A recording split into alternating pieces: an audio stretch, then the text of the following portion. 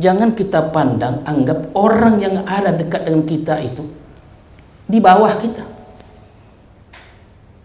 atau pendidikan kita lebih tinggi dari dia. Tapi ini akan menunjukkan nanti ternyata orang yang begitu hebat mengakui belum lagi uponya. Ini hati-hati kita berikan. Kalau kita berikan saran kepada orang, tengok kedudukan kita. Apakah saran yang kita berikan kepada orang itu sesuai atau tidak? Saran yang kita berikan sesuai tidak meluncur dari mulut kita ini. Kalau tidak sesuai, tahanlah elok-elok. Terkadang ada orang bertanya, terkadang ada orang berikan saran hanya untuk menunjukkan dia yang hebatnya. Tidak begitu. Dia tidak jujur, dia tidak ikhlas. Hanya ini menunjukkan kepada orang, ikutlah aku. Padahal salah.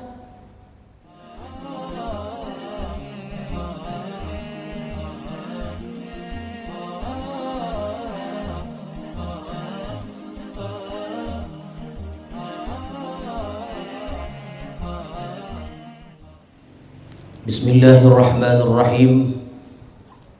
Assalamualaikum warahmatullahi wabarakatuh.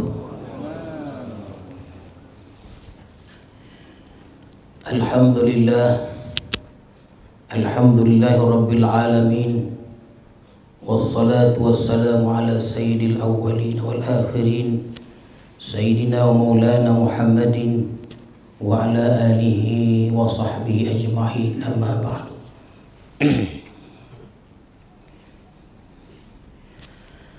Tuan-tuan para khalifah, para salikin, hadirin dan hadirat sekalian, marilah kita bersyukur kepada Allah Subhanahu wa taala yang telah melimpahkan rahmat dan hidayahnya kepada kita semua, sehingga pada malam hari ini kita dapat meneruskan pengajian tafsir kita. Mudah-mudahan kita dirahmati oleh Allah Subhanahu wa taala. Salawat dan salam kita ucapkan dan kita sampaikan kepada Rasulullah sallallahu alaihi wasallam beserta keluarga, para sahabat dan para pengikut-pengikut beliau. Mudah-mudahan kita semuanya mendapat syafaat Rasulullah di hari kemudian nanti. Amin ya rabbal alamin. Bismillahirrahmanirrahim. Wa idh qala Musa li fatah la abrahu hatta ablugha majma'al bahrain aw amdiya huquba. Ayat yang ke-60 dari surah Kahfi. Kita tuan-tuan sekalian masih mengaji surah Kahfi ini. Mungkin ini minggu yang kelima atau keenam dari pembahasan kita tentang surah Kahfi ini. Setelah kita menceritakan tentang Ashabul Kahfi dan dengan segala permasalahannya, diteruskan kita mengisahkan tentang orang kaya dan dua kebunnya, kebun anggurnya. Maka kisah ketiga sebelum kita masuk pada kisah yang keempat, malam ini kita mula kisah yang ketiga tentang Nabi Musa alaihissalam. Karena di dalam kisah ini disebutkan 3 orang yang luar biasa. Jadi tuan-tuan sekalian, Nabi Musa ini adalah nabi yang paling banyak disebutkan namanya dalam Al-Quran dibandingkan dengan nabi-nabi lainnya. Akan tetapi nama Nabi Musa yang disebut dalam surah Kahfi ini, kisah yang akan diceritakan oleh Allah ini luar biasa, memberikan pengajaran, pendidikan kepada kita semuanya. Bagaimana menjalankan adab-adab itu, etika itu, bukan hanya murid kepada guru, bahkan tidak kalah penting guru kepada murid-muridnya. Diajarkan kepada kita bagaimana cara beradab kepada Allah dan kepada sesama makhluk Allah Subhanahu wa taala. Maka diceritakan dalam sebuah hadis sahih yang diriwayatkan oleh Imam Bukhari. Hadis ini bukan main-main ini. Imam Bukhari disebutkan bahwa suatu kali Nabi Musa berpidato dan pidato itu membuat terkesan orang yang mendengar pidato beliau itu. Memang ada perbedaan antara Nabi Musa dan abangnya yang lebih tua 2 atau 3 tahun, Harun alaihissalam. Harun abang, Musa adik. Dua-duanya punya kelebihan. Musa dalam kepemimpinan, tapi dalam bahasa berbicara diplomasi itu Nabi Harun alaihissalam. Oleh karena itu Nabi Musa berdoa kepada Allah, ya Allah, sebelum aku menghadap Fir'aun itu, jadikan wazirku, abangku Harun alaihissalam. Maka Allah kabulkan doa itu. Dijadikanlah, berangkatlah mereka berdua.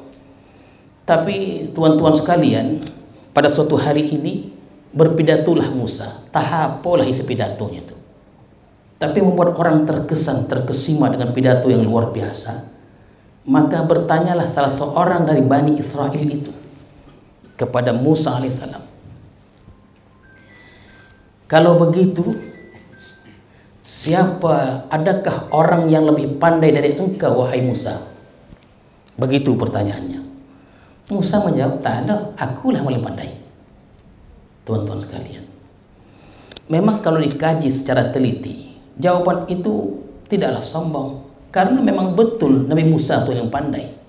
Dan satu kewajaran beliau itu kalau menjawab, akulah yang paling pandai. Ada kan tidak begitu? Beliau diberikan nubuah, pilihan dari Allah Subhanahu wa taala. Akulah. Ya, jangan dikatakan sombong, akulah, karena memang betul. Ada orang tak pandai mengaku pandai pula. Itu masalah itu deh. Kadang-kadang ada orang begini, tuan-tuan sekalian, dia berbicara, dia bertanya, dia menjawab, dia tidak mengerti kedudukan tentang dirinya itu. Bahkan dia bertanya suatu soalan seakan-akan kepada orang yang ditanya itu tak mengerti apa-apa. Padahal orang yang ditanya itu lebih mengerti jauh dari dia. Jadi tuan-tuan sekalian, kita orang-orang suluk ini mesti mengetahui tentang etika itu.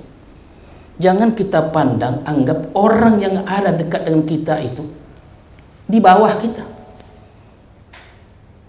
atau pendidikan kita lebih tinggi dari dia. Tapi ini akan menunjukkan nanti, ternyata orang yang begitu hebat mengakui belum lagi uponya. Ini hati-hati. Kalau kita berikan saran kepada orang, tengok kedudukan kita. Apakah saran yang kita berikan kepada orang itu sesuai atau tidak? Saran yang kita berikan sesuai tidak meluncur dari mulut kita ini. Kalau tidak sesuai, tahanlah elok-elok. Terkadang ada orang bertanya, terkadang ada orang berikan saran hanya untuk menunjukkan dia yang hebatnya. Tidak begitu. Dia tidak jujur, dia tidak ikhlas. Hanya ini menunjukkan kepada orang, ikolah aku. Padahal salah. Jadi ketika ditanya orang, adakah orang pandai selain daripada engkau? Tak ada. Begitu dia. Kalau orang biasa, ini hal yang wajar. Tapi kalau jawaban ini keluar dari seorang nabi, tentulah mendapatkan teguran dari Allah Subhanahu wa taala. Macam mana teguran Allah? Tidak, bukan engkau yang pandai, kata Allah. Lebih ada orang yang pandai dari engkau lagi. Terkejut Nabi Musa. Disangkanya beliaulah yang paling pandai. Memang beliau paling pandai? Bukan. Masih ada orang yang lebih pandai dari engkau lagi. Kalau begitu ya Allah, macam mana caranya aku menjumpai, bertemu dengan orang yang kau maksud itu? Dia ada di Majma'al Bahrain. Dia ada di pertemuan dua laut. Bukan main-main nih. Ya, bukan di bersilam. Ini uang rupanya ada di pertemuan dua laut, bukan di Langkat Gadah. Di Majma'al Bahrain, bahasa Allah itu. Dia ada di pertemuan dua laut, kata Allah. Macam mana caranya aku ke sana? Berangkatlah engkau, bawalah makanan ala perlunya, dan jangan lupa engkau membawa ikan.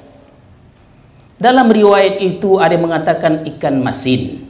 kata orang Malaysia. Ikan asin, kata orang pesilam. Sikit aja bedanya. Asin kita, orang Malaysia masin. Ya, yang penting tidak manis deh. Ada mengatakan ikan panggang.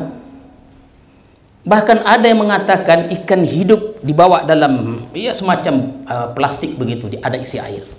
Kita tidak ingin memperpanjang lebar tentang ikan hidup atau ikan mati, tapi coba kita ikuti ikan masin atau ikan panggang. Sudah mati ikan sudah. Maka tuan-tuan sekalian, hati tak sopa. Rupanya ada orang yang lebih pandai dari dia. Seorang murid tuh kalau begitu dia inginlah berjumpa dengan sang guru itu. Kan begitu dia. Belajar namanya.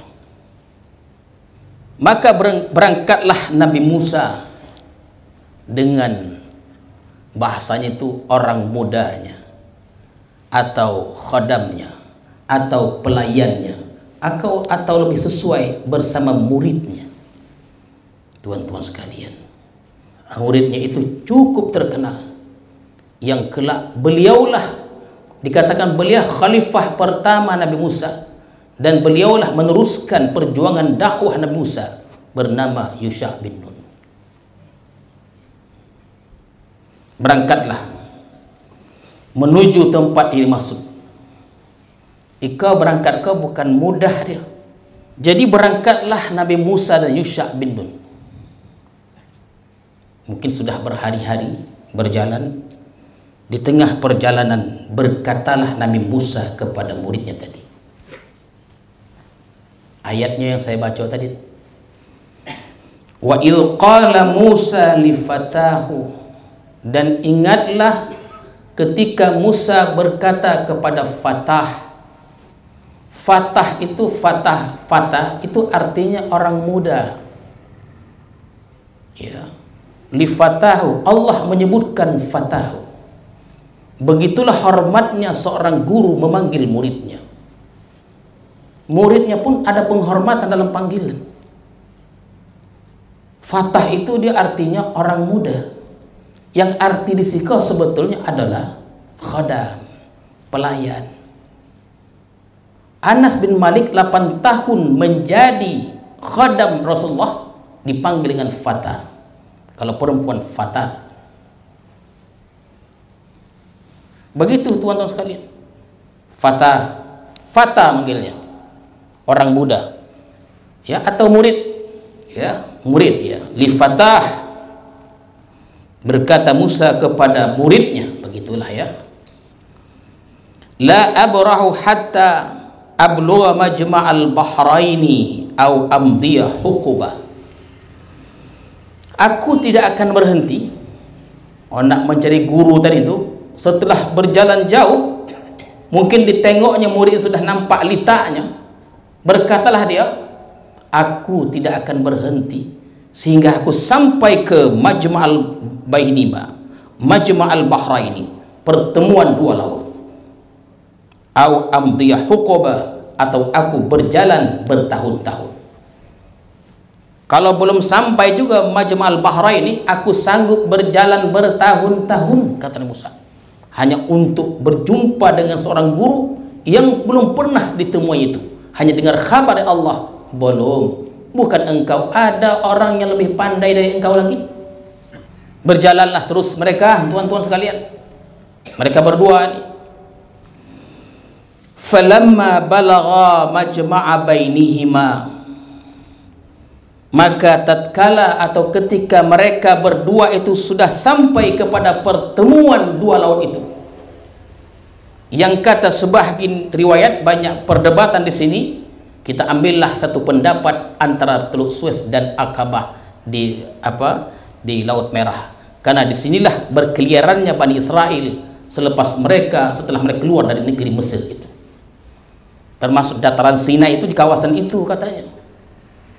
Nasiyahu tahuma, mereka lupa tentang ikan yang dibawa tadi itu. Kan kata Allah, Musa nanti bawalah, dijinjing dia mungkin, dalam tu ada ikan. Kan begitu. Ketika sampai di Majma'al Bahraini, tuan-tuan sekalian, Mereka terlupa. Apa sebabnya terlupa dengan ikan tu? Setelah sampai di tempat itu, mungkin karena lotihnya, tuan-tuan sekalian, istirahat situ kejap, uponya tertidur. Tertidur dengan usah. Nabi kau tidur juga. Lotih tidur juga. Bukan Nabi dia tak lotih tidur dah. Tidur juga. Tertidur dia. Si murid tadi ditengoknya gurunya tidur, dia nak tidur juga, tapi tidur dia tidak macam guru dia. Dia agak-agak juga lah, takut dia guru sudah bangun, dia belum bangun lagi. Begitu muridnya. Dia yang paling panah murid itu. Kalau tidur guru, tidur murid. Tengoklah guru tu. Kalau guru tu bangun, kita sudah bangun dulu. Jangan pula guru tu yang bangunkan kita. Begitu tu ya. Sampai ditengoknya tuan-tuan sekalian, fattakhadha sabilahu fil bahri sarba, maka diambil jalannya. Apa maksud diambil jalannya? Melumpek ikan tadi, ikan masin atau ikan panggang yang sudah dipanggang dia tadi. Fattakhadha sabilahu fil bahri sarba, ikan yang ada dalam keranjang tadi tertengok oleh Yusha bin Nun, melumpek, hidup lagi, fil bahri saraba, menembus masuk laut. Kita kan lai tu nak, kalau kita lai melumpek ikan tadi, ia tak mengelipur gitu dia, macam ikan hidup lopeh, mana mancing lopeh dia, masuk dalam kulam terus, menyelinap, menciap, hilang dalam air tadi. Itu antara makna fattakhadha sabilahu, maka diambil jalannya, artinya melompat dia masuk ke dalam laut itu. Itulah bahasa yang paling mudah. Bangunlah wangko. Setelah ikan itu hilang, bangunlah. Belum lapar lagi. Kata Allah, falamma jawaza, maka tatkala mereka telah melampauinya, artinya sudah bangun, berjalanlah kembali mereka itu. Falamma jawaza, dan tatkala ketika mereka sudah melampauinya, sudah melewati jauh, sudah jauh, tidak sebutkan berapa jauhnya. Apa kata guru kepada muridnya? Ini adab guru kepada murid. Kata guru, qala li fatah, berkata dia kepada muridnya. Ya. Lah guru tu manggil, "Hei sekolah," kan gitu dah. Mana sekolah? Ya begitu. Qala li fatah, berkata kepada Fatah aja, muridnya tadi. Bahasa indah nih tuan-tuan sekalian. Ini bukan hanya berlaku pada kita di dalam kalangan tarekat ini. Tidak. Terkadang artis-artis lebih sopan dari kita lagi dalam makan nih. Ini tak? Betul tak? Kadang-kadang sepele kita nih pada artis tuh. Oh, pakaiannya kotak, pakaiannya sampai ke bawah, tapi belakang kuya. Kita hanya mencari kesalahan-kesalahan itu. Begitulah artis. Tapi coba tengok artis makan, dan tengok pula makan kita. Artis itu kalau makan ada yang 3 jari. 3 jari. Kalau 3 jari kau nasi sikit lah, dan lama mengunyah pun tak nampak gigi.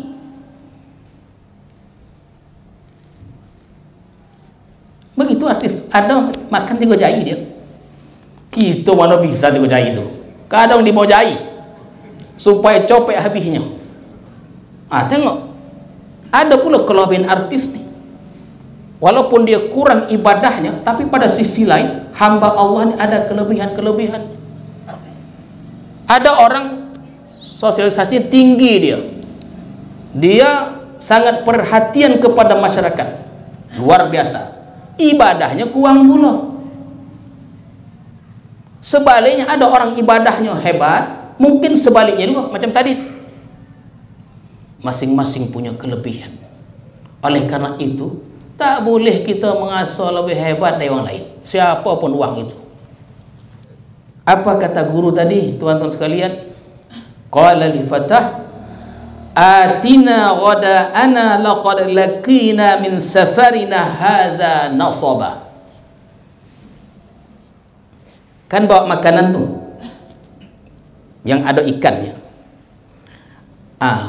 Mai bawa makanan ghada'ana artinya makanan kita, makanan tengah hari kita. Mai bawa makananku, bukan begitu. Mai kita sama makan. Tak dipandang ya dia kedudukan dia tinggi, tak begitu. Atina, bawalah untuk kita kah? Bukan bawalah untuk aku ghada atau makananku, tidak begitu. Atina ghada'ana, bawa untuk kita kah makanan tengah hari kita, biar kita makan bersama-sama. Wahai muridku, itu diajarkan. Allah berikan pelajaran kepada kita semuanya. Dalam bab makan pun begitu juga dia. Dulu dalam bab makan ni tuan-tuan sekalian, dulu di Malaysia itu pernah saya mengajar kitab Ihya Ulumuddin, Babul At'imah, bab makan. Kalau kita sudah makan, apalagi berkuah dia, bercabai segala macam pakai tangan, ikut tangan kau dia, tuan-tuan sekalian. Kalau kita apa kan dia langsung kecuahkan ke apa tompek itu tidak masuk semua. Di atas itu adalah warna kuning, adalah cabai segala macam, cabai gitu dia. Jadi macam mana ditisukan dulu dia. Bersihkan tangan itu dulu pakai tisu tu, bau siap elok-elok. Orang dulu dah begitu pembahasannya. Orang dulu tu dah begitu pembahasannya. Kalau langsung kita apa ni makan, kan kata orang Islam berselemak ni. Situ kita cuci tangan apa? Saya lupa nama itu. Situ dia. Tersangkut-sangkut cabai itu. Tertengoklah kita. Goli kita. Ditisukan dulu dia, bersihkan dulu, dah bersih ni. Tapi kan belum apa nasihat. Bau dibasuh dia. Tak bersih dia. Bahkan kata Imam Ghazali, sebelum makan tu ambil sikit garam, letakkan ke lidah tu. Dulu orang berislam begitu dulu, genai aja tidak kanya, ya, takut naik dah tinggi. Atina ghada'ana laqad laqina, kita telah menemui dalam perjalanan kita ni, min safarina hadha nasaba, kita ko dah lotih, nasaba ko taab, lotih, penat. Bawalah kemari makanan kita, indah tuan-tuan, makanan kita, bukanan makanan aku. Makanan kita bawa kemai, makan kita bersama. Usah kita tunjukkan kita ke majikan lagi. Elok tu dah. Usah kita tunjukkan lagi bahwa kitalah majikannya. Bukan begitu. Karena kita tidak tahu kehidupan peredaran hidup ini. Tak tahu kita. Baulah tinggi Yusha bin Nun tadi. Ketika gurunya meminta bawa kemai makanan kita. Lalu apa kata Yusha bin Nun? Qala ara'aita idh awayna ila sakhra. Wahai tuan, adakah engkau tidak memperhatikan? Tuan kau tidur. Ya, tidak memperhatikan idh awayna, ketika kita berlindung atau berhenti ila sakhra, kepada batu besar itu.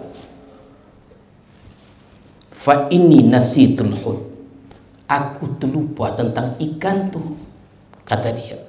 Wa ma ansani illa syaitan an azkurah, artinya tidaklah melupakan akan daku an azkurah, untuk menyebutkannya itu, illa syaitan, kecuali syaitan yang melupakan aku. Apa dia? Wattakhadha sabilahu fil bahri ajaba, diciptakannya kepada gurunya. Murid ke calon-calon wali juga ya, bukan sembarang murid dah, hebat juga murid ke. Ku tengok dia, wattakhadha sabilahu, ikan tadi mengambil, wattakhadha jalannya, arti menumpek dia, fil bahri ajaba, kalau tadi saraba ikan ajaba, melompat dia ke laut dengan penuh ajaib tuan. Mah begitu banyak. Seakan-akan kenapa tak kau kobarkan tadi? Kan sudah ku cakap, aku lupa. Syaitan yang melupakan aku.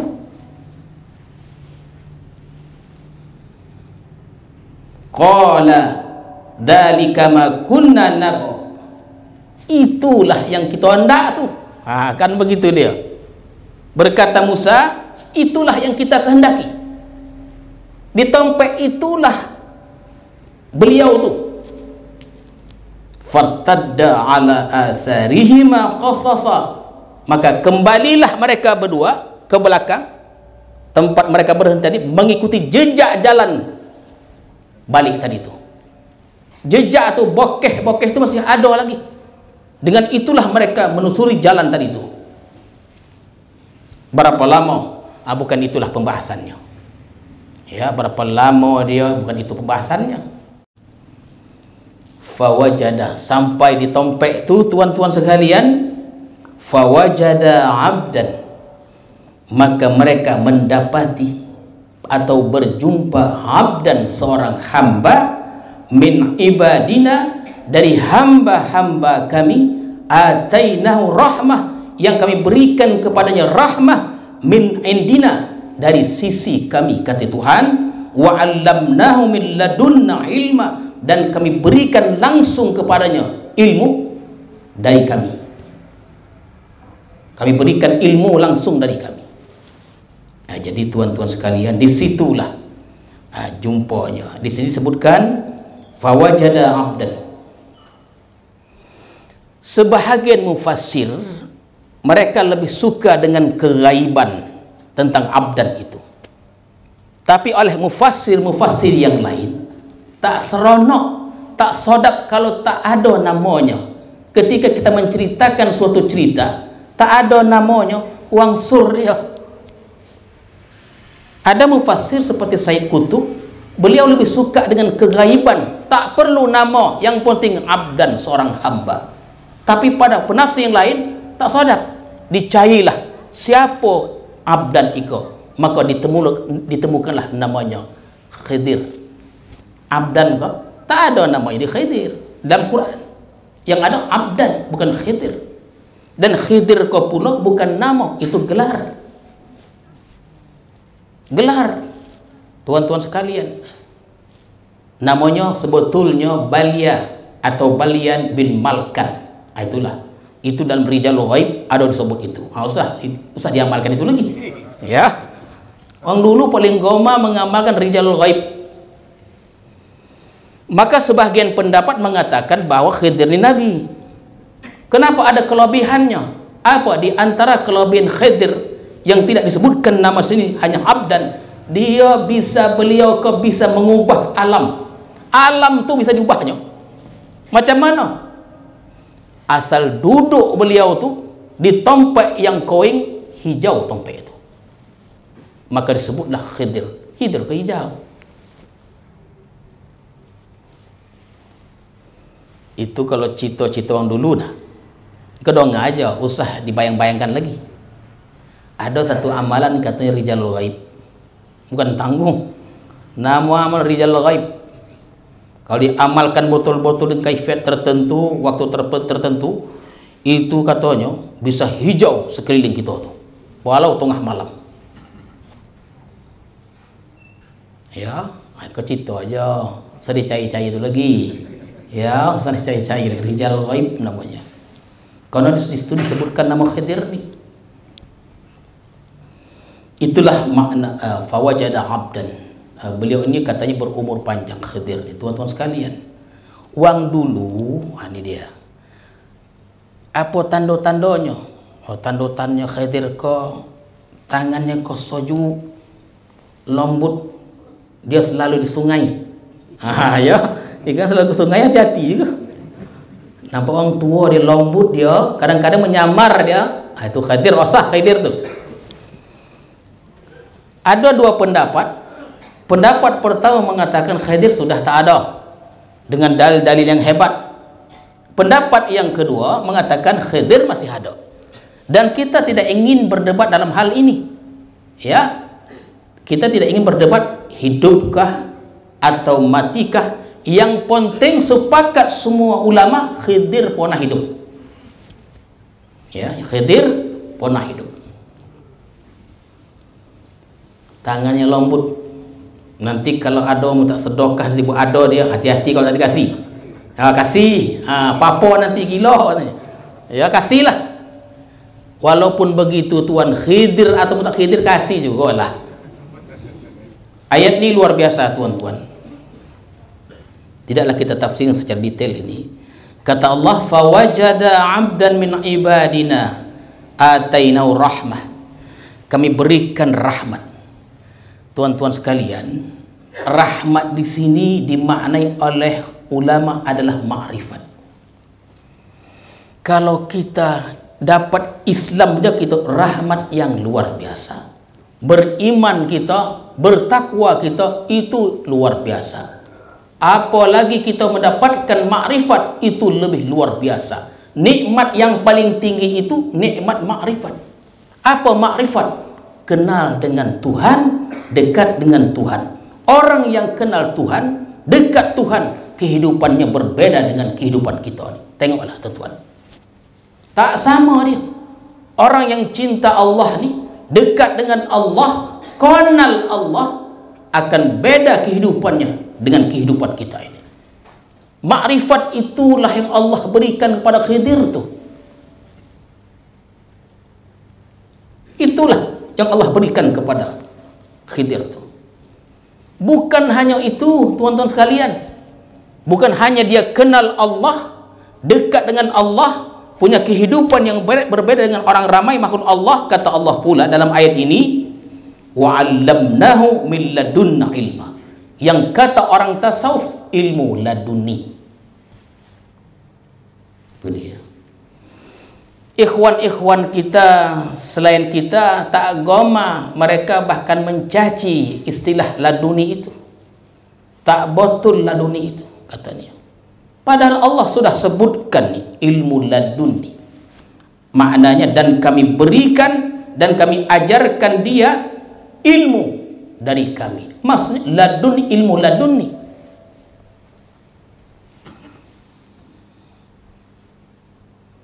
Di mana letak ilmu laduni kau? Kita akan cerita kau lah nanti.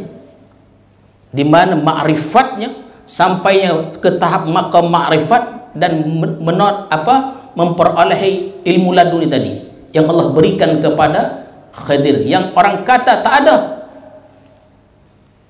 Dan itu sebenarnya sudah kita bicarakan panjang lebar pada setiap hikmah-hikmah dalam hikam al-Athaiyah itu. Jadi berjumpalah Nabi Musa tadi, ditengoknya lah, yakinlah dia.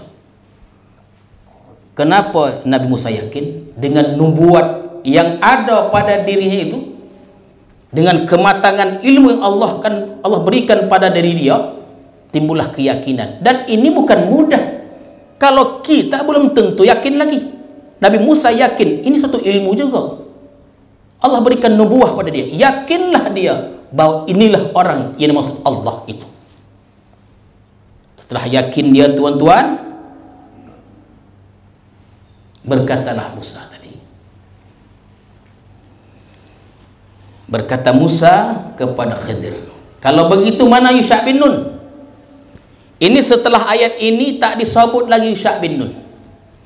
Hanya cerita Musa dan Khidir. Jawabannya apa? Kalau orang besar-besar sudah berjumpa, bercakap, yang kocik-kocik minggir. Tak diceritakan lagi, minggir. Tahu diri dia. Ada orang tak tahu diri. Di situ orang bosa bercakap, di situ dia tak juga. Di situ orang bosa bergambar, dia pun di tengah letaknya. Di sini tidak. Pengajaran juga Tuhan. Begitu Musa berdialog dengan Khidir, Yusha bin Nun tahu diri. Dan setelah itu Allah tidak bicarakan lagi. Tahu, minggir dia. Padahal hebat dia. Qala lahu Musa, berkata dia Musa kepada Khidir, hal attabi'uka ala an tu'allimani mimma 'ullimta rusyda. Bolehkah aku, ini kan calon murid nih tuan-tuan, calon murid. Kalau kita kan lain dia, apa dia? Minta izin Tuan, saya mau masuk suluk 10 hari 10 malam. Saya serahkan diri saya kepada Tuhan. zahir dan batin. Mohon doa dan bimbingan Tuhan untuk saya mengenal Allah. Hebat pun gelar kita, tak kenal Allah, oh sayanglah itu. Orang tidak tinggi-tinggi dia, petaninya dia, nelayannya dia, kenal dengan Allah. Ilmu segudang, hafal ini hafal itu, tak kenal Allah, belum tu lagi. Iko yang dijumpai Musa ni orang yang tidak terkenal, yang pada akhirnya dikaji sampai genai. Tuan-tuan sekalian, dia punya kehidupan yang lain, tak sama dengan kita ni. Bolehkah aku, Musa pemimpin Bani Israel, ribuan, puluhan ribuan, tapi mengaku dan ingin menjadi murid, dengan perkataan dia, bolehkah aku mengikuti engkau asalkan engkau ajarkan kepadaku sesuatu yang diajarkan kepadamu sehingga aku mengerti. Taulah Musa bahwa ada lebihnya guru kau. Qala, begitu dia menengok Musa bercakap begitu, oh ya, bolehkah aku ikut asalkan engkau ajarkan kepadaku, asalkan engkau ajarkan kepadaku sesuatu yang diajarkan kepadamu sehingga aku mengerti. Iko ilmu-ilmu gilo, kata orang ilmu gilo. Kalau diajarkan ilmu kau, payah dia tentuan sekalian. Tapi Allah menceritakan, jarang diceritakan orang. Ketika permohonan itu disampaikan, qala, menjawablah Khidir tadi, guru tadi. Qala innaka lan tastati'a ma'iya sabra. Menggunakan kata lan, sekali-kali engkau tidak akan bisa bersamaku sabar. Artinya begini tuan-tuan, engkau tidak akan bisa bersabar mengikuti aku ini. Itu dah satu ilmu. Khidir kah belum pernah berjumpa dengan Nabi Musa, tapi dia tahu Musa kau tidak penyoba. Apa buktinya? Buktinya waktu zaman mudanya ditopuknya sekali, ditumbuknya sekali, meninggal. Tak sobat dia, hasil nak marah aja. Sedangkan abang ditainya janggutnya. Iko ndak konyol.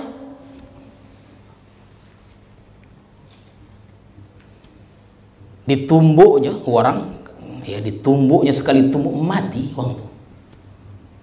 Orang dulu goma pun mencari apa ilmunya tu. Kalau menumbuk orang langsung mati. Itu pula yang carilah. Bukan itu dah tuan-tuan, ya tak? Ditumbuknya mati. Ada macam tak penyabarnya. Takut juga kita tak beradab mengatakan ini kepada Musa. Tapi iko diketahui oleh Khidir yang tak pernah berjumpa dengan Musa. Engkau tak akan dapat sabar bersamaku. Kalau engkau ingin menuntut ilmu padaku, syaratnya sabar aja, tak banyak dah. Sabar aja. Tengok aja.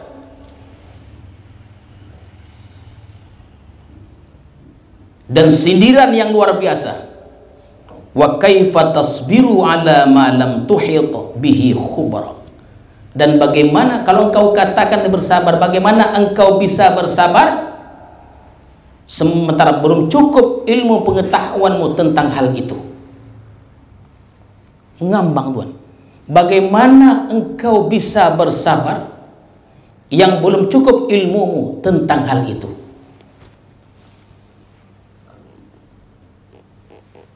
Habis waktunya. Oh iyalah. Ya. Mungkin cita nak bukan nak mutus ke dah. Ya bukan nak mutus ke dah. Kalau bah malik tak sabar ke dah.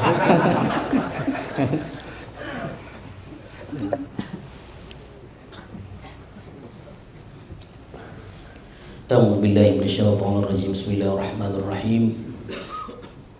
Alhamdulillahirabbil alamin wassalatu wassalamu ala asyrafil mursalin wa ala alihi wa sahbihi ajma'in. Allahumma ij'al jam'ana hadza jam'an marhuma wa tafarruqan ba'da tafarruqan ma'suma. Wa sallallahu ala sayyidina Muhammadin wa ala alihi wa sahbihi ajma'in. Walhamdulillahirabbil alamin. Assalamualaikum warahmatullahi wabarakatuh.